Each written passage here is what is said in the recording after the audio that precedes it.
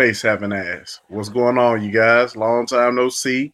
It's your boy Eric Peoples back again with a review.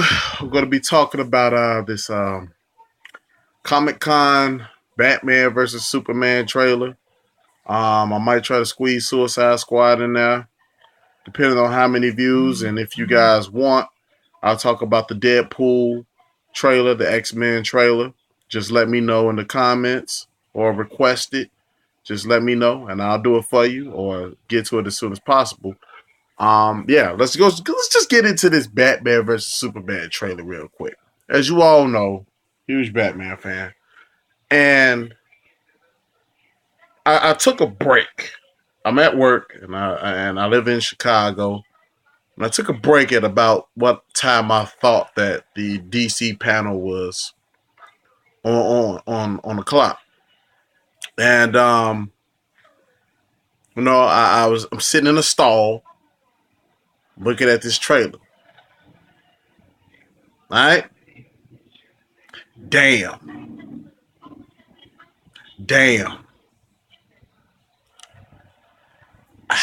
This is how you up the ante if you're DC Comics. No pulling no strings, no bullshit. You want to keep things realistic, this is the way you play it. Superman's on fucking trial. Fucking most powerfulest motherfucker on the planet on trial for the murders. Now what the fuck does the United States government think they gonna do to Superman? Wait. You guys tell me in the comments, what the fuck they gonna do with Superman? Not a damn thing. Not a damn thing. Not a damn thing. You just heard me. But he's going on trial, and I see a lot of people with comments and doing their videos, and they're like, "Oh, Superman looks so glim and mad, and what is?" Him and Zod just destroyed like tons of buildings. I'm not gonna say he destroyed half the city because he didn't. The World Engine did, but he is responsible for lives. And he feels like he should be held responsible for that, even though there's no fucking jail on the fucking planet that can hold him. But he still wants to answer for it. So he gets points for that, man. This guy was only Superman for like 20 minutes. And people want to bitch about it. I'm talking about you real humans out there. But the people in the movie are justified. I mean, but damn, we got to blame somebody. So it turns out that the building that, I think that even in Man of Steel, they kind of hint at several things being Wayne Enterprises owned. The satellite, of course. The building that was being worked on where Zod was trying to take the steel pipe and try to hit Superman with it. He used his heat vision to melt half of it or whatnot. And also the building where Zod's heat vision first activated was a Wayne Enterprises building. Bruce Wayne was sitting there literally talking to somebody on the phone, it appears, that was in that building. And as that building came down, Bruce Wayne ran into the debris. And he's pissed because it's very personal to Bruce because it was people that worked for him in that building, Not that it wouldn't be any more personal that it was a stranger, but these are people that he shook hands, that he hired, that so it's really, really more personal with Bruce. Yeah, the trailer just really kicks off from there. You see Lex, and he's kind of goofy looking, but I have no problem with that. I'm not one of those guys who are going to say, "Oh, that's not right," because it wasn't in the comics. I'm not going to do that. I try not to. Try. But I'm not going to do that with Lex because he's not that personal of a character to me. But at the same time, there is a charisma that Jesse Eisenberg has. And he's almost conniving in this trailer. You hear a couple of his lines in the movie, and they're great lines. But he's conniving, and he's supposed to be the tech genius.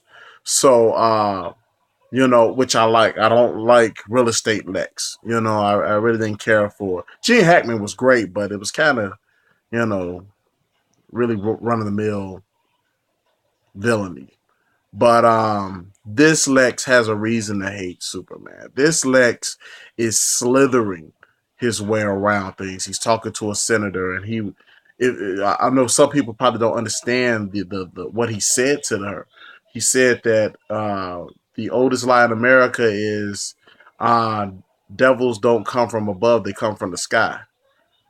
You know, that's almost an antichrist type lingo that he's using. Everybody's holding the Superman up to be, he's performing these miracles and things of that nature, and he's talking all this good shit. But realistically, he's bad for us.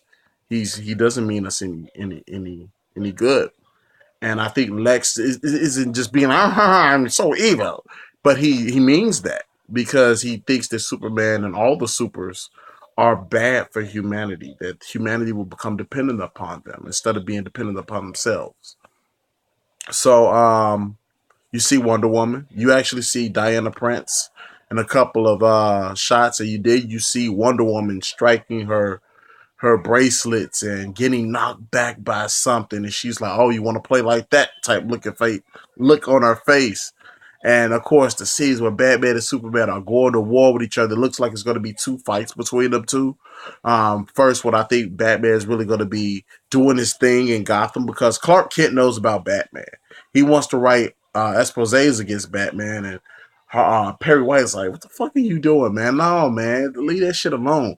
Because for what I've read, Batman has been, even Bruce says, 20 years of Gotham, and how many good guys are left. That the Batman is still a kind of an urban legend. He's not really out in the streets during daylight and shit like that, but he's a force at night.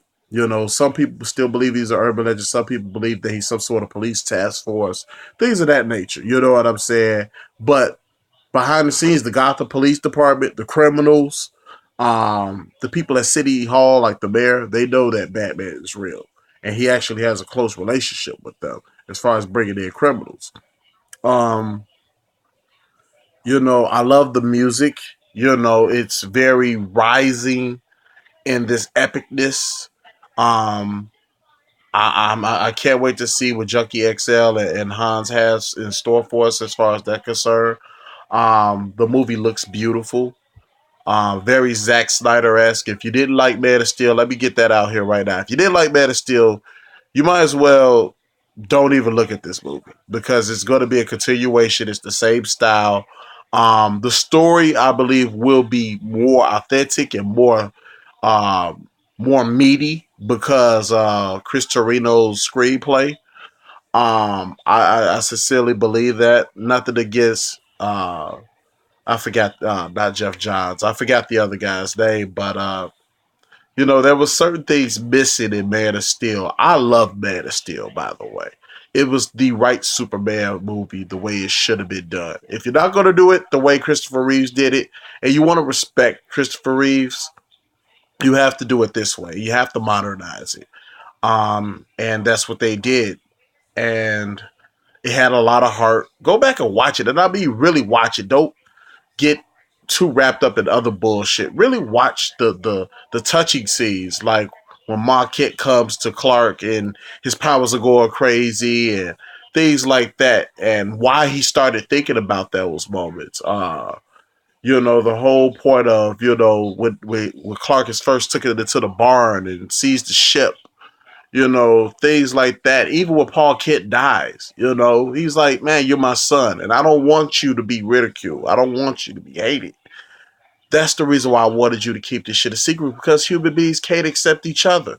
So what makes you think that they can accept an alien? Boom. There it is.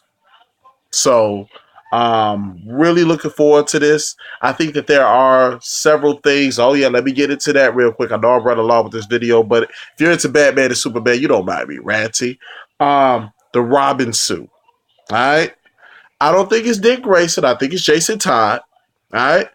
The writing on that is from the Joker, which is going to be a Suicide Squad. And I'm running so late on this video, I'm probably going to do a separate video for that. The Joker wrote on there, "Ha ha, jokes on you, Batman." and he has it in the case, just like in the comic books, as a memorial for the biggest loss of his life. Jason Todd ain't dead.